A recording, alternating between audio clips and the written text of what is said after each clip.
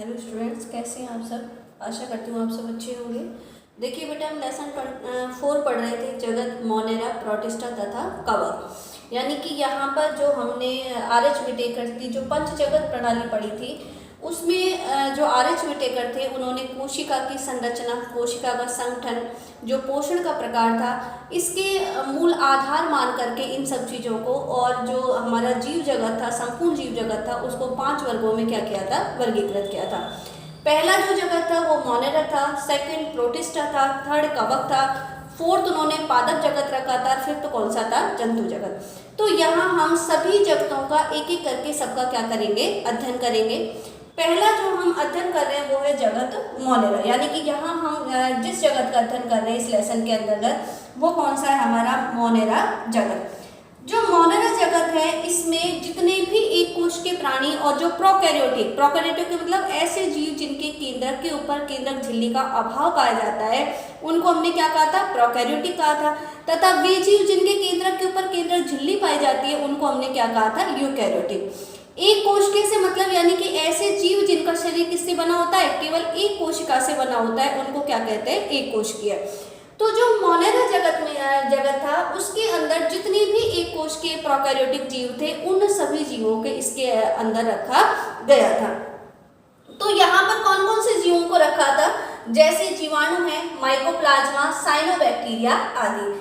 यहाँ हम मोनेरा जगत के कुछ लक्षणों का अध्ययन कर रहे हैं कि यहाँ जो पाए जाने वाले जीव हैं, इस वर्ग के अंतर्गत जो जीव आते हैं, उनके कौन कौन से सामान्य लक्षण हो सकते हैं। तो पहला लक्षण देखिए कि इस जगत में सभी एक कोश के व प्रोकैरियोटिक जीवों को शामिल किया गया है। एक कोश के मतलब यानी कि वे जीव जिनका शरीर केवल किससे बना हुआ है, एक कोशिका से बना हुआ है, उनको हम क्या कहेंगे, एक कोश के जीव कहेंगे। तथा वे जीव जिनके केंद्रक के ऊपर केंद्रक झिल्ली का अभाव पाया जाता है, उनको हम क्या कहेंगे, प्रोकैरियोटिक जीव। तो एक कोश के जीव और प्रोकैरियोटिक जीव को कहाँ पर रखा गया है, मोनेरा जगत में। सेकंड लक्षण देखिए इसका, इस जगत के सभी जीवों में विकसित केंद्रक तथा कोशिकांगों का अभाव पाया जाता है। अब विकसित केंद्रक हम क्यों नहीं कह रहे कि भाई इसके अंदर जो केंद्रक होता है वो विकसित नहीं होता, क्योंकि केंद्रक को स्पष्ट केंद्रक हम जब कह सकते हैं जब केंद्रक के ऊपर क्या हो, केंद्रक झिल्ली उपस्थित हो। लेकिन इसमें जो केंद्रक होता है उसके ऊपर केंद्रक झिल्ली का क्या पाया जाता है, अभाव पाया जाता है। तो केंद्रक झिल्ली का जब अभाव है तो केंद्रक द्रव्य और कोशिका द्रव्य आपस में क्या हो जाते हैं, एक दूसरे से संपर्कित हो जाते हैं, और कोशिका द्रव्य में पाए जाने वाले कोशिकांगों का भी क्या पाया जा रहा है, यहाँ पर अभाव पाया जा रहा है। इनमें केंद्रक झिल्ली का अभाव पाया जाता है, अतः केंद्रक द्रव्य अर्थात आनुवंशिक पदार्थ सीधे कोशिका द्रव्य के संपर्क में रहता है। फोर्थ देखिए, आवरण रहित केंद्रक को आद्य केंद्रक या केंद्रक का या न्यूक्लियोइड कहते हैं। अब केंद्रक के ऊपर केंद्रक झिल्ली का क्या पाया जा रहा है, अभाव पाया जा रहा है। तो ऐसा केंद्रक झिल्ली के ऊपर की केंद्रक झिल्ली अनुपस्थित है, उस केंद्रक को हम क्या कहेंगे, केंद्र आद्य केंद्रक कह सकते हैं, या केंद्रक काय कह सकते हैं, या उसको क्या कहेंगे, न्यूक्लियोइड कहेंगे। आनुवंशिक पदार्थ अर्थात डीएनए में हिस्टोन प्रोटीन का क्या पाया जाता है, अभाव पाया जाता है। जो गुणसूत्र होते हैं वो किससे मिलकर के बने होते हैं, डीएनए और हिस्टोन प्रोटीन से बने होते हैं। लेकिन इनके जो गुणसूत्र होते हैं उनमें हिस्टोन प्रोटीन का क्या होता है, अभाव होता है। तो यहाँ इनमें केवल क्या पाया जा रहा है, डीएनए पाया जा रहा है। और ये जो डीएनए होता है ये केंद्रक झिल्ली अनुपस्थित होने के कारण ये नग्न अवस्था में क्या होता है, पाया जाता है।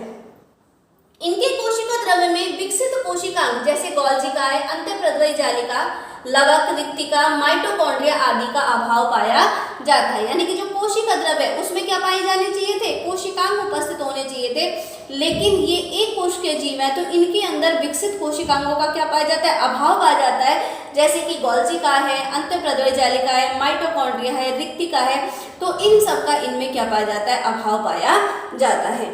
इनमें 70S प्रकार के राइबोसोम पाए जाते हैं, 80S राइबोसोमों का अभाव पाया जाता है। नॉर्मली जो राइबोसोम होता है उनका कार्य होता है प्रोटीन का संश्लेषण करना, तो इनको राइबोसोम को हम प्रोटीन फैक्ट्री भी कहते हैं। और जनरली जो राइबोसोम होते हैं ये 2 प्रकार के होते हैं, एक 70S होते हैं, दूसरे कौन से होते हैं, 80S होते हैं। लेकिन जो एक कोश के जीव होते हैं उनके अंदर जो राइबोसोम पाए जाते हैं वो केवल कौन से पाए जा रहे हैं, 70S प्रकार के पाए जाते हैं, जबकि इनमें 80S राइबोसोम का क्या पाया जाता है, अभाव पाया जाता है। तो 80S राइबोसोम कहाँ पर पाए जा रहे हैं, यूकैरियोटिक कोशिका में। इनकी कोशिका भित्ति पेप्टिडोग्लाइकन की बनी होती है, लेकिन माइकोप्लाज्मा में इनका अभाव पाया जाता है, यानी कि इनके ऊपर कोशिका भित्ति पाई जाती है, दृढ़ कोशिका भित्ति पाई जाती है। तो ये जो कोशिका भित्ति ये किसकी बनी होती है? पेप्टिडोग्लाइकन या म्यूरामिक अम्ल की बनी होती है। तो जीवाणुओं में तो ये उपस्थित होती है, लेकिन अगर हम माइकोप्लाज्मा की बात करें तो माइकोप्लाज्मा के पर कोशिका भित्ति का क्या पाया जाता है? अभाव पाया जाता है। तो इसी कारण ये अपने रूप को, भाई कोशिका भित्ति है नहीं तो जीव द्रव्य वो नग्न अवस्था में पाया जा रहा है, तो ऐसी स्थिति में माइकोप्लाज्मा अपना कोई भी रूप धारण कर लेता है, जीव द्रव्य किधर भी आकृति धारण कर लेता है। तो इसलिए माइकोप्लाज्मा को क्या कहा जाता है? जीव जगत का जोकर भी कहा जाता है। क्या कहा जाता है? जीव जगत का जोकर, क्योंकि ये कोशिका भित्ति अनुपस्थित होने के कारण ये अपने रूपों को कई प्रकार से बदल लेता है, इसलिए इसको बहुरूपी जीव भी कहा जाता है और क्या कहा जाता है? जीव जगत का जोकर। तो माइकोप्लाज्मा के अंदर कोशिका भित्ति का क्या पाया जाता है? अभाव पाया जाता है। नॉर्मल में जो मोनेरा जगत के जीव हैं उनके अंदर जो कोशिका भित्ति होती है वो उपस्थित होती है और किसकी बनी होती है? पेप्टिडोग्लाइकन या म्यूरामिक अम्ल की बनी होती है। इनकी कोशिका झिल्ली अंतर्वलित होकर माइटोकॉन्ड्रिया की समान संरचना का निर्माण करती है। इसे मध्यकाय या मीसोसोम कहते हैं। इस पर श्वसन रंजक उपस्थित होते हैं, यानी कि इनकी जो कोशिका झिल्ली, भाई कोशिका भित्ति तो है नहीं, केवल क्या पाई जाएगी? कोशिका झिल्ली।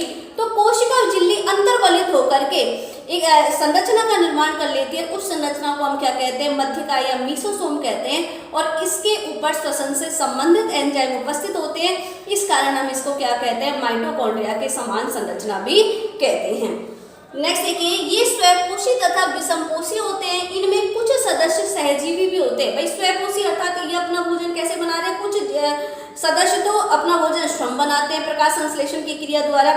कुछ क्या होते हैं? विषमपोषी अर्थात अपने भोजन के लिए किसी दूसरे जीव पर निर्भर रहते हैं। लेकिन कुछ जीव कैसे होते हैं? सहजीवी। सहजीवी से मतलब ये किसी दूसरे जीव के साथ संपर्क स्थापित कर करके उसके अंदर रहते हैं। जैसे कि इस्चीरिया कोलाई है, ये एक ऐसा जीवाणु है जो कि मनुष्य की कहाँ पर रहता है? आंत्र में रहता है। तो जब आंत्र में रह रहा है तो अपना भोजन किससे प्राप्त कर रहा है? मनुष्य से प्राप्त कर रहा है। तो ये सहजीवन का संबंध भी क्या होते हैं? दर्शाते हैं। इनमें असूत्री कोशिका विभाजन पाया जाता है, यानी कि इनका जो कोशिका द्रव होता है ये दो भागों में बढ़ जाता है। एक कोशिका से कितनी कोशिका का निर्माण हो जाता है? दो कोशिका का। तो यहाँ इस वीडियो के अंदर हमने जो मोनेरा जगत था उसके केवल सामान्य लक्षणों का अध्ययन किया था। इसके बाद में जो मोनेरा जगत है उनमें कौन कौन से जीवों को रखा गया है, जैसे कि जीवाणु है, माइकोप्लाज्मा है, साइनोबैक्टीरिया है। तो इन सब का अध्ययन हम किसमें करेंगे? नेक्स्ट वीडियो में।